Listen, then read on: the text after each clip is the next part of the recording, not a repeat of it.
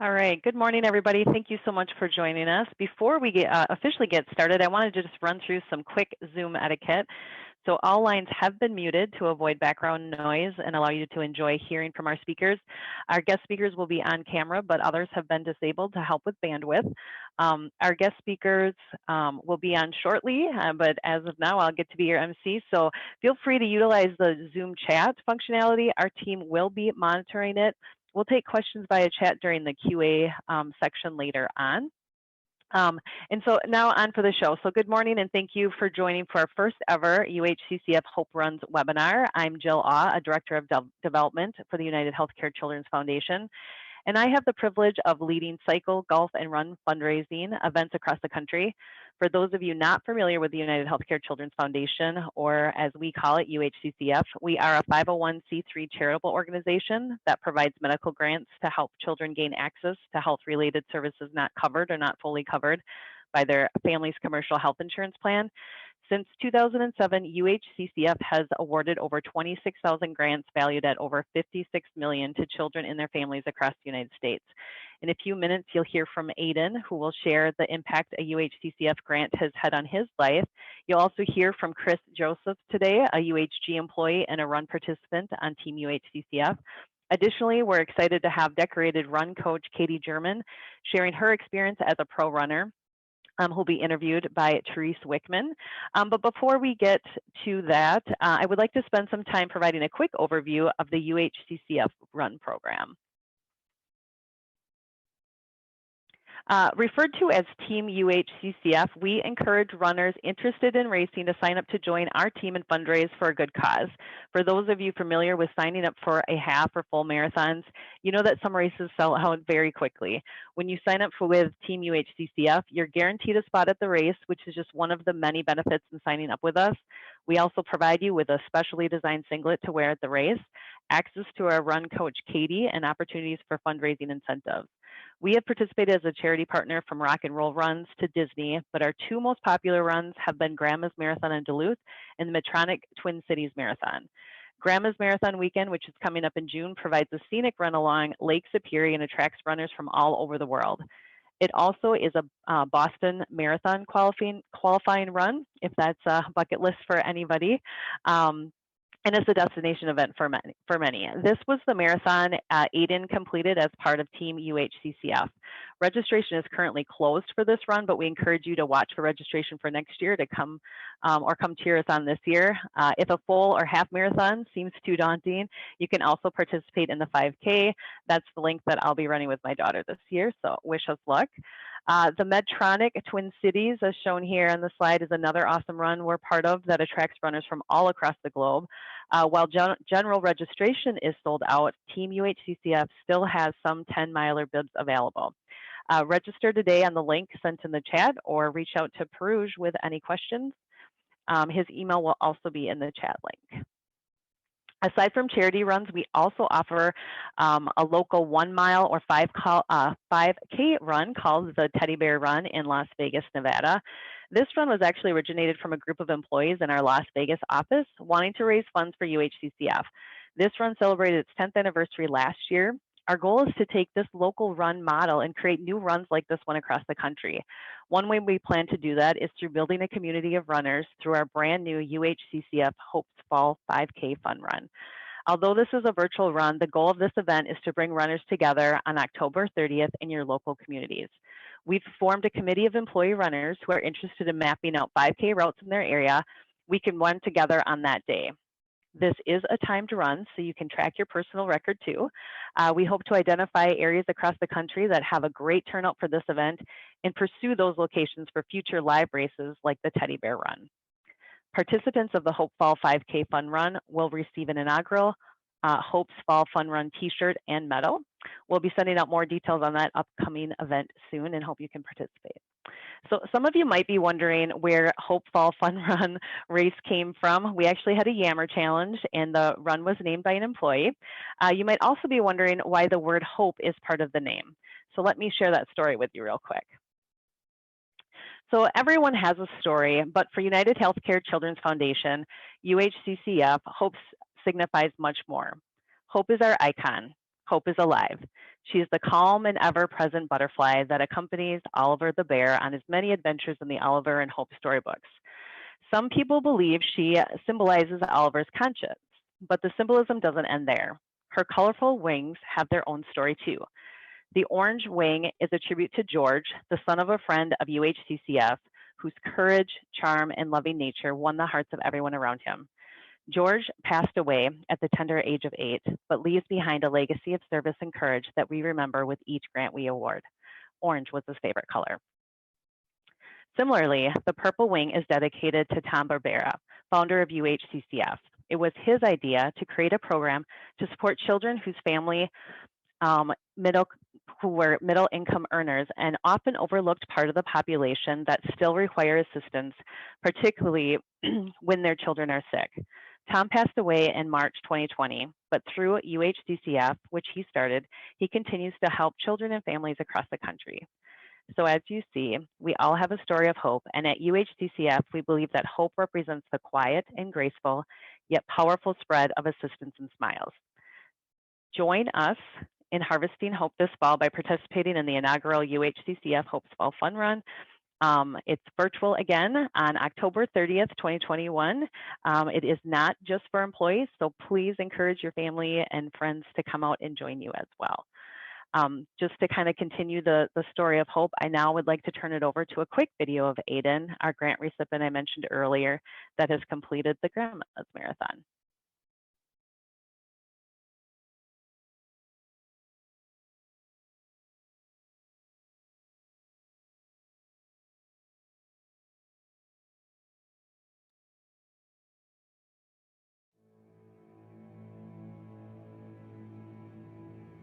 My name's Aiden.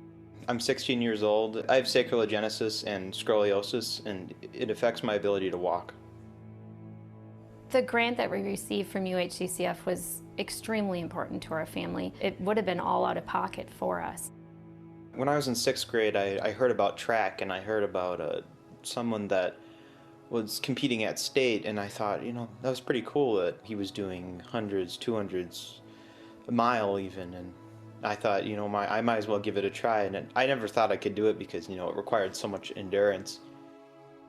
He had borrowed some equipment from nonprofit organizations that it wasn't the best equipment, but it got him started, and he'd just grown out of all of that. We were looking at potentially a new track chair, but it was fairly expensive, and we couldn't afford it. Then we turned to UHCCF to help us purchase it, and it ended up changing my life. So when we did get the grant from UHCCF, he got into that racing chair. Of course, it was all new to him, but it was like a new car. He had to learn to drive it. He kept going and kept going. He fell over, he fell down.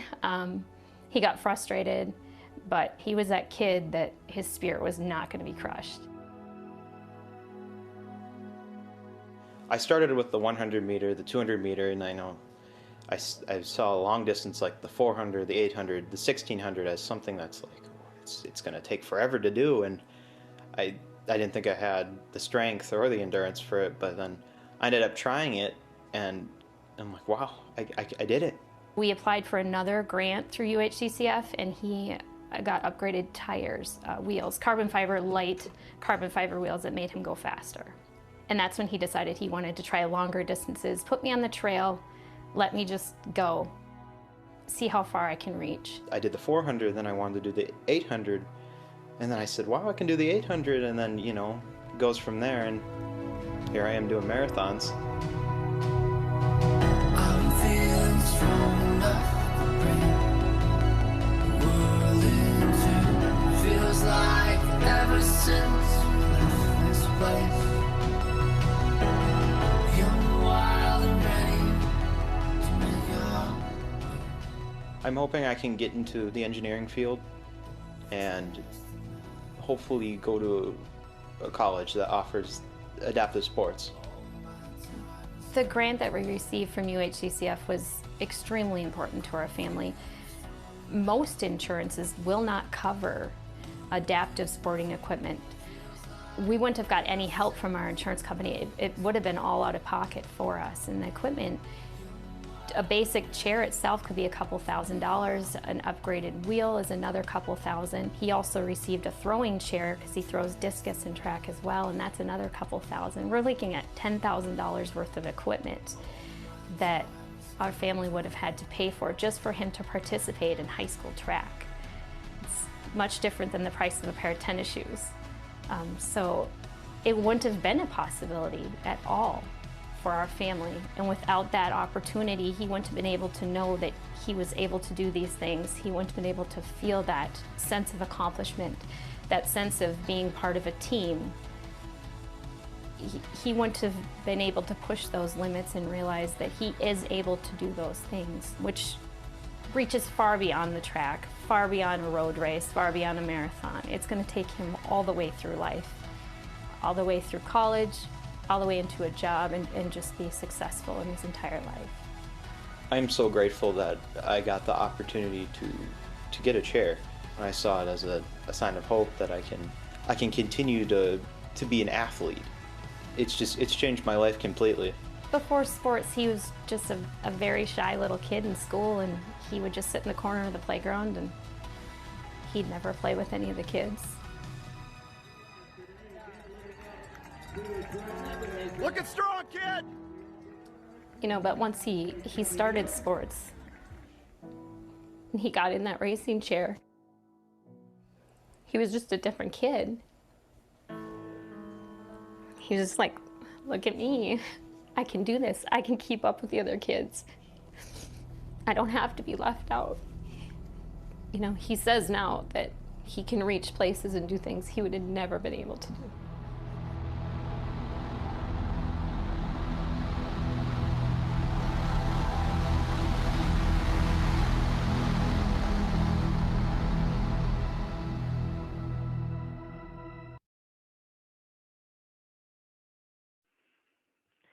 Oh, that video touches me every single time, and I don't know how many times I've seen it, and this is the first time I noticed Aiden referencing hope too. He said, you know, getting that chair was a sign of hope. So I hope you enjoyed the video as well. I have a 12-year-old daughter, and she just competed her first year of track, and I know what a confidence booster this sport is, and so grateful we had a small part in Aiden being able to participate. The rest was all him, right? And his dedication to the sport. He's just truly motivational, and it would be awesome if we could all run with him in one of these runs in the future. So next, I would like to introduce you to Chris Joseph. She has also had running a huge part of her life. Chris, thank you so much for joining us today. I want to hand it over to you to share your story. Thank you, Jill. Thanks for having me today to represent United Healthcare Children's Foundation and the Run team. It's an honor. Just let me tell you a little bit about myself. I've worked for United Health Group for 6 years now. Currently, I'm the executive assistant for Optum Health and Clinical Technology. A lot of you know me as Molly's executive assistant. I work for Molly Vincontesson. In 2020, I finished my MFA around full-time work in creative writing and nonfiction and focus on publishing. And I recently launched in April my memoir, Simply Because We're Human, which is about mental health, breaking the stigmas of mental health, and of course, running. I also am a screenwriter and an avid runner and a mental health advocate. It's been really great to be on this team. I can combine many of my passions, running, my mental well-being, helping other people, and then promote my work as well, working for UHG. What really brings me here is my passion for running and being on the team here at UHCCF. I always have trouble saying that fast. It's kind of a tongue twister. I have run many times actually for the team. I've run Twin Cities 10 mile. I've run Grandma's Half. And this year I'm running my first marathon for the team. I have run marathons before, But this one will be my first one for the team, and it's been a really great experience. Going back to writing and mental health, I actually finished my memoir, and it's about mental health and how through the years dealing with clinical depression. It starts from age 8 to present. I'm currently 40, so it covers a lot of time. I actually have found that running has really helped with my mental well-being, which is really important. Through the years, I ran my first race at age 4, actually. And now in the times that I've had some hard times, it's usually when running isn't present in my life. And so I try to keep that up with running and training. This year, actually, everyone can relate to this year being difficult. Mental health has been very difficult for many people. Everyone's, goes through hard times. Mine's clinical, but a lot of times situational things come along too, like COVID-19. And what I was able to do was I had decided just to keep tabs on my mental well-being, that I wanted to run something this year. And so I decided that I was going to do something. I was planning on probably running like a half or something like that. But I had a tragedy in my family over COVID. It wasn't COVID related, but like I said, he had mental illness. He had addiction issues with alcohol, and he passed away in June of last year, and just so young. And I decided, there's so many things that trigger, your mental well-being when you have a clinical depression like I do. I just try to keep on top of that. So I actually had gotten an email at work about running for grandmas, and I was like, you know what, I'm gonna stay ahead of this, and I'm gonna plan on training for grandmas for the team. And it's a way to keep me in check, because if I don't sign up for something and plan, then I have a tendency to, I think I might, watch TV today, or instead of training. So it's just one of those things that's been great to keep me in check. I know that I've run a marathon before. I know if I don't get out there at least 3 times a week and have one long run, that come marathon day, I am going to be struggling, and I actually really want to enjoy it. So yeah, it's really been inspirational for me to be part of the team. Like I said, my memoir is about my life dealing with clinical depression from age 8 to present, and just how running's helped me.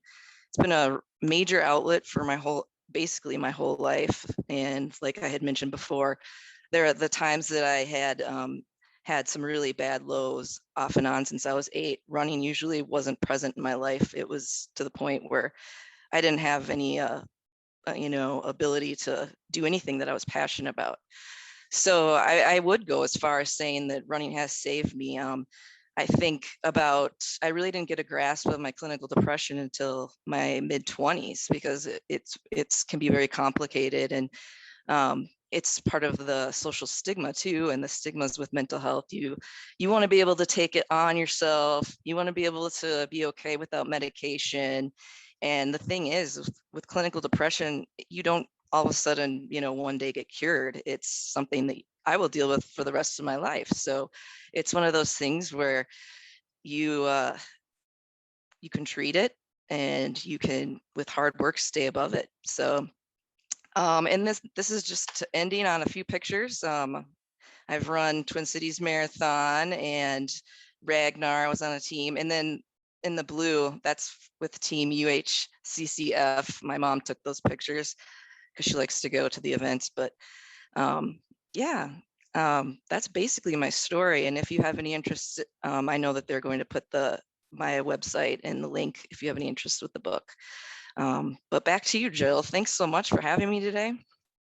Thank you so much, Chris. And I know Pruj and I are getting really excited to come cheer you on at Grandma's too. Him and I, as I mentioned earlier, we're going to be trying to finish the 5K. So you're doing leaps and bounds further mileage than we are. But I love the singlet picture too. in the background. So folks that I mentioned, part of Team UHCCF, you get a singlet to kind of wear the colors and feel a part of the team on race day. So hopefully we'll all be able to get a group picture and share those out as well. So thank you again. Appreciate you sharing your story. Thank you. So next up, I'm pleased to introduce pro runner Katie German. Katie's been a longtime friend of the foundation, and we were introduced to Katie by one of our national board of directors, Jack Wickens, who sponsors her to be part of Team UHCCF. So thank you, Jack. And then Katie will be interviewed by a Team UHCCF runner and committee member, Therese Wickman. Therese is an avid runner herself, so I know she has lots of great questions queued up for Katie, but the chat box is also open. So if you think of questions for Katie, please type them in the chat box and we'll do our best to get everyone's questions answered. Therese, take it away. All right. Well, I'm really excited to be able to ask you a bunch of burning questions that I know I have, as well as probably a bunch of people on here as well. So first of all, how did you even get into running? What spurred that passion for you? That's a good question. So I have a family that was interested in running. My dad used to be a runner, and then I had two older brothers that were also runners. So I think they kind of pulled me into it, and I always was pretty active as a child. So it was something that I found somewhat success in early on and really enjoyed, like as a time to spend with my family and challenge myself. Nice. So what is one thing that you've generally see that in new runners that, like, when they start, that inhibits their progress? So what's kind of a barrier for new runners? For getting into the sport, it might be a lack of support and maybe a lack of understanding. I guess going too fast is usually a common thing that I'll see. Perhaps the wrong footwear, which can lead to injuries like pretty quickly. But yeah, really getting into it too quick and too fast would be the two common things. So I guess what I would suggest is getting involved in a group to get that support and to get some wisdom from the masses, I guess, and getting into like a running store for shoes. And they also, I mean, almost at every running store, they're so supportive and they'll answer any question you have, whether it's shoe related or fueling for a marathon or just where should I run today type thing. So just getting more involved would probably be my advice to someone who's looking to join in running. So speaking of shoes, what running shoes do you like and what do you wear? That's a good question. Well, there's so many kinds of running shoes, right? So there's not just one, because there's not just one perfect one for everyone. So I just wear regular running shoes. I mean, generally you should be spending around $100 to get like a quality pair. You don't want to just grab like a $20 throwaway pair, but yeah. And then I guess on the elite level, I also wear some training flats for faster runs, or if I'm on the track, I'll wear spikes. But yeah. Wow. Yeah, I remember seeing, I used to work at, I went to school at Oregon. And so I worked at the lab that was right on the track there. And it would be interesting for all these meets that people would have just like suitcases full of shoes just for whatever event they were running, or if it was for training. But it just baffled me that people would have so many different types of shoes. It was really kind of cool. Absolutely. But so when you're going out for a long run, do you listen to any sort of music, or are you even in competition or things allowed to listen to music? How does that go? Yeah, not during races. As an elite, we're not allowed to listen to anything. In training, I personally, on more of an easy day, I might choose to listen to like a podcast or an audiobook. I'm not quite the music lover, but I mean, I love music, but not while I'm running. But mostly I just kind of like to keep it silent and just enjoy the run. And especially if it's a workout, if it's tougher, like I really try to, just because I can't in races listen to anything, that I try to deal with that on my own, I guess. Oh, that makes sense. And so that kind of leads into another question that I have, just something that I struggle with too. When you're in the middle of a workout and let's say you're like, man, I feel sluggish, or this just isn't going how I want it to, how do you kind of get your mind right in a sense? Like, how do you get your mind right to push yourself through the exercise? Yeah, well, you're right. So it's not going to be perfect 100% of the time. Yeah, I'd say more often than not, things don't go quite as planned. And usually when that happens, like if it's during a workout or during a race, it's kind of just reevaluating and making it into a smaller chunk. Maybe it's not so much focusing on the miles ahead, but the mile that you're in, focusing on that moment. Or sometimes we even break it down to like, you know what, I'm going to get to the next tree right there. And once I get there, I'll think about it. And then I'll get to the next spot after that. And then sometimes it also, I guess that's the joy of running, is kind of those challenging moments. Like it's kind of what I live for, is just learning to push yourself. And there's always more. You always have more than you think you have. That's true. And then kind of another mental question for you, both for a beginner runner or for an experienced runner. There are days that you just don't feel like exercising, whether it's doing your run or doing your lift or whatnot. How on those days do you motivate yourself to put your shoes on and just go for it? Yeah, I think that, I mean, I have those days. So that isn't everyone's thing. I guess it's asking yourself, like, why don't you want to run? Is it because you're tired? Like, if that's the case, like, you know what, maybe set a time, say, you know what, I'm going to go run for 10 minutes. And if I'm still tired and I don't want to do this, like, I'm going to turn around and go back home. And honestly, more often than not, like, I at least still choose to keep going. But if it's that you're feeling extra sore, that you don't want to run, then perhaps that is the best day to not run and to choose a different activity, or even just resting for a day is beneficial. If it's that you have a lot of work to do and you're stressed and you need to stay at work, I know for me, and I think a lot of people, that running can be an outlet, and it can be a time where you are able to process things and to work through problems. And I do think that taking that however long, 20 minutes, 30 minutes, hour out of your day to run is still beneficial to like your work productivity and problem solving. So yeah, I think it's just really figuring out, like, why don't you want to run? You know, if you're lonely and it's boring, like maybe you need music or a podcast, or you need to find a group to run with. Or I think on Strava we have a group with all of us, and I think that that's helpful to see that, like, you know what, he went out at 5 a.m. like, I think I can get out at 6 p.m. So just surrounding yourself with people can also help when you're not wanting to run. No, I definitely agree with that, because like, I have a Garmin, and with that, like, I'm connected with a couple other people. So then I see that they've exercised, and if I'm tired, I'm like, shoot, I really need to go out and do what I planned for myself that day. So no, I completely agree about the community aspect, and just kind of asking yourself, like, if you like it or not, like, I love it. It's my outlet as well, my stress reliever. But yeah, those are great. Mm-hmm. So what advice would you give to your younger self on becoming a good runner if you could go back in time? So I was trying to prep for this question. I came out with nothing but a messy answer. To me personally, I really like where I'm at now, and I know that whatever advice I would have given myself, I would have taken it to the extreme. And I think that I needed to learn those things along the way, and it's such a journey. There's ups and downs, and you really need to enjoy the process. If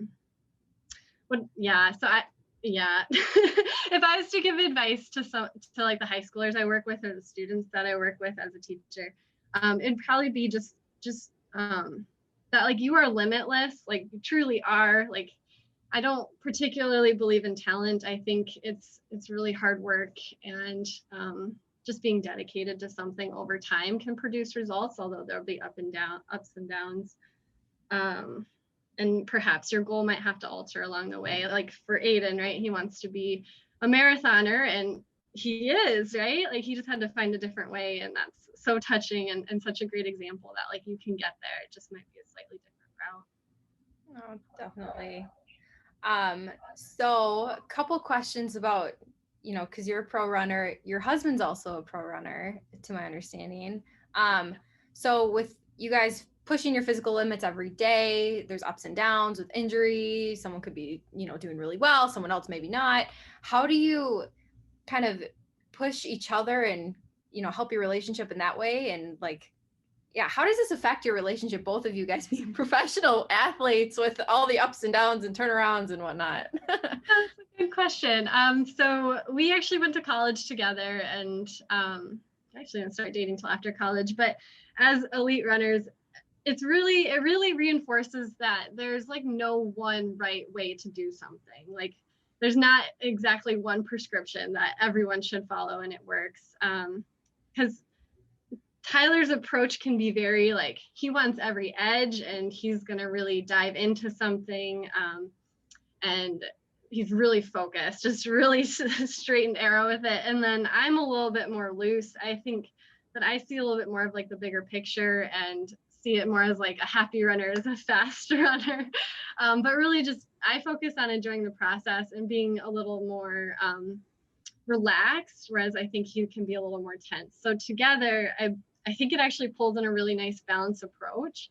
And as like a sounding board, and then also in terms of motivation, it helps us get out the door and make sure we're doing the little things that aren't so fun, like maybe lifting weights or doing drills and strides or any other thing that we supplement our running with. So there are some challenges with that, like talking about someone who can be a little more every edge matters, and I'm like, oh, it's all great, like let's just enjoy the run. But overall, it's really been unique to see that like there is no one right approach, and that you can have a little bit of this and a little bit of that and you'll still find success. Definitely. Do you guys go on runs together, you know, training runs, or just, I guess, leisure runs too? Yeah, we do. Sometimes to my detriment, because he does like to go at a certain speed. Sometimes it can be too fast for me, but we never run out of things to talk about. So sometimes I'm just running so fast to like keep the conversation. So I'm so interested in it. But yeah, we try to get out together a lot. Or if one of us is injured, we'll bike with each other, or we'll, you know, cheer each other on in the workout. So it's a fantastic dynamic. That's so great to have that support system and someone that, like, you know, on the days where you really need to push yourself, you know, at, you know, his mindset, that you've got that. And maybe when he wants to have your mindset, you can, you know, kind of keep each other accountable, which is pretty cool. It's always nice to have a running partner. So as far as racing is concerned, what's been your favorite race that you've ever done and why?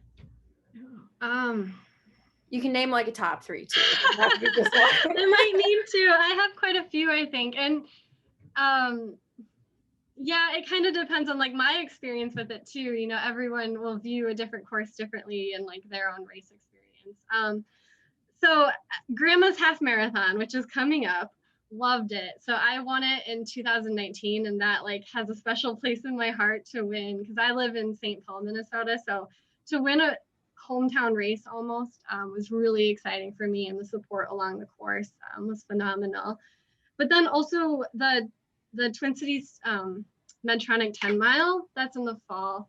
It's also a USATF 10-mile championship, so a lot of elites from around the US come to that one. And in 2019, running that one, I really liked that one in the way that a few weeks out, like 4 weeks out from the race, my goal was actually to win it, thinking that would be like my next awesome step. And then 2 weeks out from the race, I acquired an injury that didn't allow me to run for the 2 weeks leading up to the race.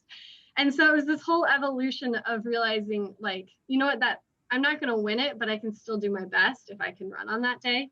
And thankfully I was able to run still. And in the race, like, kind of eating some humble pie and being like 15th place at like mile 3 and being like, you know what, this is going to be kind of a rough day, but I'm here, I'm going to enjoy it. Like, I live only a mile off the course.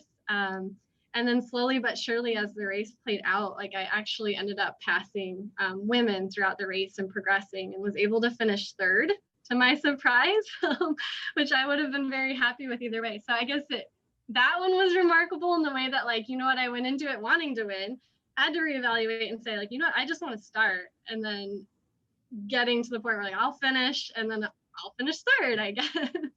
So that one was really neat. And then a third one, if I can, is the New York City Marathon. I thought that one was just a beautiful course with phenomenal amount of spectators, an overwhelming amount of spectators. That's one I would like to do again as well. But that one was the first time that I've had this like elite women's racing perspective, where it was a group of 10 of us internationally that were working together through all of the miles and cheering each other on and working as a team. And that like was really touching, because I feel very close to those women. Like going through the ups and downs of that race together was a phenomenal experience. Wow. That's so cool. Out of those three, the TC 10 mile is probably one of my favorite races. I'm signed up for this year again, and every year I'm like, okay, just gotta like, definitely not getting third, but like PR. Would love to get a PR each time. And then the New York Marathon or half marathon, either of those are on my bucket list of races that I'd love to run. So do you have a bucket list of places that you'd like to run, or races that you'd like to run? And if so, could you name a couple of them? Yeah. I'm not let me think. Or even like a location, like if there's a place that you'd want to run. As an elite, I would say I'd like to do a few more of the marathon majors, probably like Boston or Chicago, possibly like an international one as well. In general, like as an average Joe, I'd love to do like the Big Sur Marathon, which is in California. I flew out to it one year for the half marathon, but it was canceled because of wildfires, and I actually couldn't even run around the area. So I'd love to go back and just explore that area, but also any of the like experiential marathons, the ones that are like running the Disney marathon or like a wine marathon, the one that like shifts running in terms of like how fast can I finish to like how much can I enjoy it and take it in and interact with people and learn their stories along the way. So no, that's if you need a good wine one, I have one for you. Okay. There's one in Oregon called the Field by Fine Wine. Love that. I can't run it this year, but I've run it, and last year was canceled, but that's a great one if you're looking for a great. I'll put it on. But speaking of all these different distances and, half marathon, 10 mile marathon, how do you fuel yourself during these runs? Like, do you carry certain things? Do you stop at every rest or at every water station? How does that work for you? For races, as an elite, there's typically in a longer race, probably longer than the 10K, there's usually like an elite fluid station. You might see it in your marathon, that there's always a special table set aside for elites. So we'll have the opportunity to submit bottles and fluids to put on that table. So I usually have Tailwind, would be my powder of choice that's already mixed with water. So if you had something to carry, like I would probably carry it if I needed to. Also just some sort of gel. My stomach is really forgiving, unlike I know a lot of people can struggle with the feeling. And if I need water, I'll grab a regular cup. But typically I don't, probably under 20K or under, I probably wouldn't do much fueling during the race.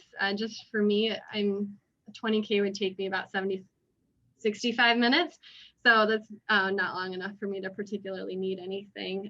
In training though, I also lean towards not taking anything. I like to also train myself to like work through it. And then if I do get fuel, that's more of a benefit.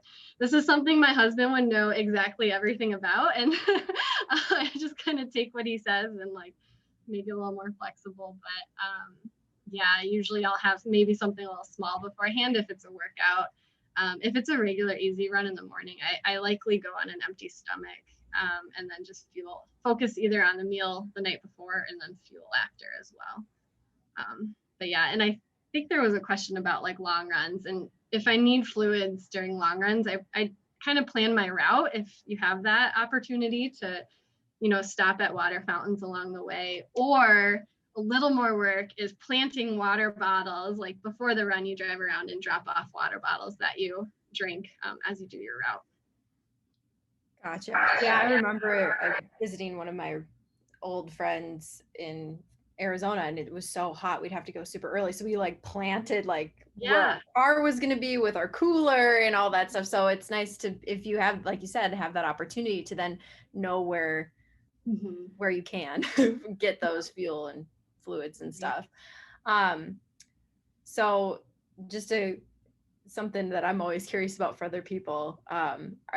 Do you have any like pre-race rituals, whether it's food or something else? Like for me, like the night before a race, I eat a couple of peanut butter M&Ms. I don't know why. I think I just started doing that, and then I think I did well. So I was like, well, that's it. That's what I'm gonna do. So do you have anything funny like that you do? Yeah, I do. Well, so in the food realm, so usually I'm traveling to races. So I like to, in the airport, grab some sort of cookie and like a fancy coffee drink. And that's probably the one thing I always do. Even if it's at home, I'll still go somewhere to like a bakery to get a special cookie, not just a grocery store cookie. But so that's something I do. And then the other thing is I always lay out my jersey and pack everything the night before. Typically with these morning races, like grandma's half marathon, I think it starts at like 6:15 or something early. So it's hard to think at 4 a.m. exactly what you need. And I don't want to be worried about that before a race. No, that makes a lot of sense. I lay out my stuff too, just to make sure I'm not missing anything. Because the last thing you want is you wake up and you're like, shoot, I totally forgot about this. And then you're rushing and all that. I have a question that's been submitted, so I'll read it for you. I've recently started running and I'm experiencing some foot and calf pain that has limited my running. Have you experienced this before, and what did you do to overcome it and avoid it going further or going forward?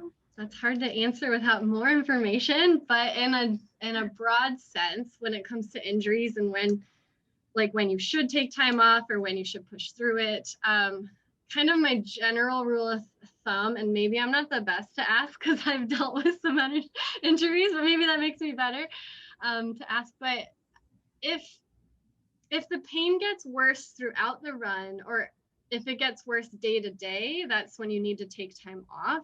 If it's kind of iffy at the start of the run and stays that same, then you're probably okay to keep going. I mean, I guess as an elite, I have to ride that line a little bit closer and don't have the liberty to just throw around off days all the time. But that's something that I've realized that works. And when I don't listen to that, like if it does get worse the next day and I'm like, it's kind of the same, like lying to myself, then that's usually when I have an issue.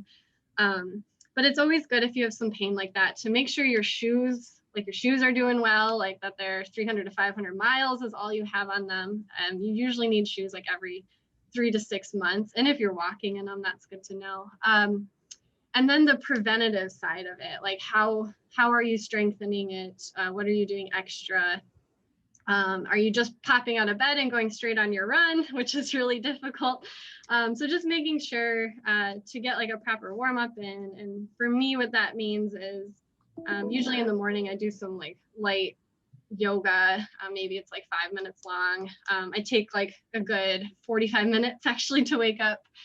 So I try to just wake up extra early for that. And then I do a lunge matrix, which you could look that up, a lunge matrix before I run, which is just a series of lunges to help get your body in the right position. And then also for injury prevention, doing some sort of like post-run general strength, working a lot on your glutes. Can be something. And if it's your shins and your feet, probably, so a lot of that can still be from your glutes, making sure you're stable. And then also like, I guess like rolling out, if you have a roller, or just using your hands to self-massage. And if you have the opportunity, getting into a chiropractor or a physical therapist is also a good option to help treat some of those things that you can't quite get yourself. So like on the preventative side of things, how, like for your routines and things, stretching, rolling out, what else do you use, like Normatex or anything? Like how do you kind of help, like in addition to that, like, so you're doing all this, but preventing, or like after a run, you're like, okay, I've showered, I'm going to do this, this, that, and the other thing. Like I'm fortunate enough to have a pair of Normatex. I'll do that, but I'm a horrible person at stretching. So like, get kind of like, what's the importance of all of this, and what exactly do you do not injured? Yeah. Well, it's a lot of pieces to A, avoid the injury, and B, try to catch up and not let it get too bad before it does. So that's why I kind of get into like the general strength as a way to avoid it. And other than, I don't know if stretching directly after the exercise is helpful, but really, if you do have the 5 minutes, like working on your glute strength, I think that's something that everyone can work on. I don't know if I've seen anyone that has the strongest glutes. That's just a straight up runner. So that's one thing. I do also have Normatex, but I realize that is not a cheap option. And what those are is it's like air that compresses your legs and it kind of massages the blood flow back into your heart and keeps it going. But a massage gun also, which is also not cheap. Yeah, there's just a lot of little things you can do, and you don't have to do them all. But really just, I guess just the self-massage is like the cheapest option. Like a lacrosse ball or a golf ball can really help with that if you don't have anything else. And elevating your legs, if maybe you feel like your legs are kind of swollen, can really help too. Yeah, I remember from soccer days, we'd be in the hotel and we'd all be kind of posted up next to the wall with our legs up, and we'd be like, okay, set a timer for 10 minutes. And then I also remember taking like a Dixie cup and filling it up and putting it in the freezer and then just like massaging. I remember that felt great. I haven't done that in years, but bad. But yes, there are cheap solutions to expensive tools. Definitely. So I have another question that came in. So how do you carry water on your training runs? Waist belt, small running back or chest pack, handheld bottle with hand strap? I'm always testing options to find something comfortable and easy to use. Yeah, so that's why there's a lot of products, because people prefer a lot of different things. For me personally, if I'm doing like a really more of a slower run where I don't care so much on the pace, I have a backpack that I have. That being said, like I don't like carrying anything. Maybe I would put a water bottle like in my back pocket if I have shorts, or there's even nice waistbands you can buy for that. But yeah, I really like to just plan ahead and like plop a water bottle behind a tree and just write like, this is not garbage, you know. And that's a little more effort. But yeah, if I had to carry something, a backpack if it's a slow, long run. If it's shorter, maybe just planning my route with water stops, or shoving a small water bottle in my short pocket. Gotcha. Oh, that's smart. Another question came in. I'm always nervous to run with others because I don't know if I will run as fast as them, or sometimes feel like we are each trying to keep up with each other and tend to go too fast and burn out. Any tips for holding a pace when running with others? I kind of fall into that trap. What I've learned is just setting an expectation, or like having open communication beforehand, like, hey, what are you looking for today? Like, this is what I'm looking for. Like, here's our goal. And just being okay with saying, hey, this is too fast for me. Like, I think I'm pushing a limit. I'm going to slow down. And most often, if you're comparable paces, that person will probably like, yeah, me too. Like, let's definitely slow down, and just checking in with each other. So I guess it's just open communication and knowing your goal for the run and staying within yourself, and just doing what's best for you. It's hard for me, but just really focusing on like, you know what, I need to slow down today. I'm sorry. Like, I'll catch up with you at the end of the run, or what you need. I definitely fall into that trap too. Usually the first mile, I'm like, let's go. And then you're like, shoot, no, I can't go that fast. Yeah. Another question came in. How many miles per week do you run when you're not training for a race? And how many when you're training for a race? So training or not training for a race? I'd say it's within a window, and it's not particularly whether I have a race or not, although probably for some people, but it's usually like 80 to 100 miles. And it's just kind of going up for 4 weeks, and then taking a down week, and then holding that high week, and then some down weeks. So my mileage per week can vary a little bit, but usually it's within 80 to 100, regardless if I have a race in the next 3 months or not. As I lead up to a race, usually it's like a 2-week taper, like before a marathon, or maybe more like a 1 week, honestly, to where I kind of hold where I was, maybe drop a little bit, and then the week before it's really low. I think anything longer than a week or two can help you, kind of makes you feel a little dull on race day. So I know they say make sure you taper, but sometimes I think that's to a disadvantage. If you taper too much, your body might be a little thrown off on race day when it's like, whoa, we have to work again. We haven't had to work in 3 weeks. What are we doing here? So yeah, my mileage varies, but generally stays 80 to 100. That's extremely impressive. It's not when you think of my husband. He runs like 130. So I feel like it's nothing. Well, both of you guys are extremely impressive mileage wise. I hope to get that in like, maybe hit 80 in a month. Thanks. So another fun question came in. Do you recommend the Elliptical for cross training if injured? Sure, yeah. I did the Elliptical for, I don't know, like a year as supplementing. I think whatever you enjoy. For me, I'm kind of, I hit waves of what I really like. So I really liked the Elliptical for a year as like my cross training tool. And then I really liked aqua jogging and lap swimming for a while. And now I really like biking, but there's been phases where I haven't really enjoyed anything. And depending on the length of the injury, if it's a really long one, I kind of just focus on like being a happy person. Cause I kind of, as Chris said, like my happiness dives when I'm not able to run. And so sometimes for me, like cross training can be just like gardening or going for a walk, or something very small. So yeah, I think the Elliptical is super fun. People love to see it. If you know what an Elliptical is, it's an elliptical that's like a bike. It's pretty unique. You're very tall. It's really hard to do tight turns and to go uphill, but if you have a flat, mostly straight route, it's pretty fun. So. It's always fun seeing those out on the street. You're like, man, I kind of wish I was on one of those. Those look like fun. Yeah, they're fun. So speaking of like a cross training, speaking of cross training, really, how do you sprinkle that in, and how do you sprinkle in your strength training? Because I know you can be, as a runner, you might think, oh, I just need to run all the time, but how do you fit it all in? Yeah. So for strength training, I try to do like at least one, maybe two, just because I don't have the same drive in the gym with lifting weights. So I don't quite give it my all. So I try to do it at least, if I can, twice a week, but usually it's just once a week for like gym work specifically. And what was the other part of your question?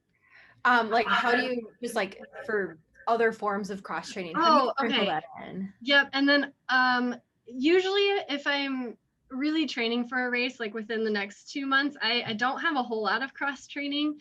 I usually, if I need a day off, I just take the day off. So that way I can focus on the next day or the next workout. Otherwise, I also kind of just do what feels good.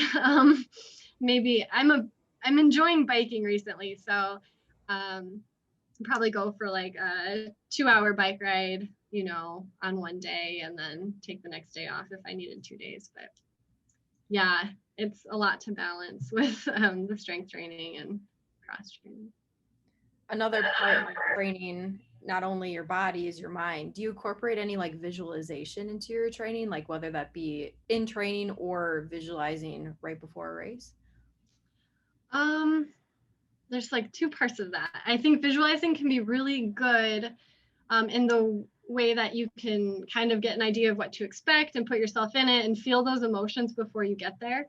But also for visualizing, I know I fall into a trap of like, this is exactly how it's going to go. And a lot of times it doesn't go that same way. So for me, maybe this is visualizing. I really just try to think about like all scenarios and have a general like idea of it could go this way, it could go that way. I'm not exactly sure. Like either way, I'm just going to remain calm and adjust and be willing to make the necessary changes as it comes along. But yeah, so I guess, yes, I think it's important to understand like what could happen. And, you know, at mile 20, you're not going to feel so good in the marathon. Like, what's going to be your strategy to get you through the next 6.2 miles?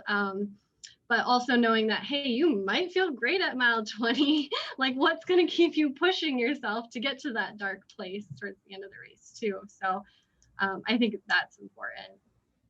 Definitely. So we're getting close to the end of our time. I think we have time for maybe one more question. So let's end with a kind of fun, maybe impactful one. What's the biggest piece of advice you could give to kind of beginner to elite runners, or elite, you know, runners alike? Like, what's the biggest piece of advice you could give just overall for running? Yeah, I think it's enjoy the process, because it is a process. There's ups and downs, and I think you just need to like embrace it along the way and know that like your timeline's different than someone else's. And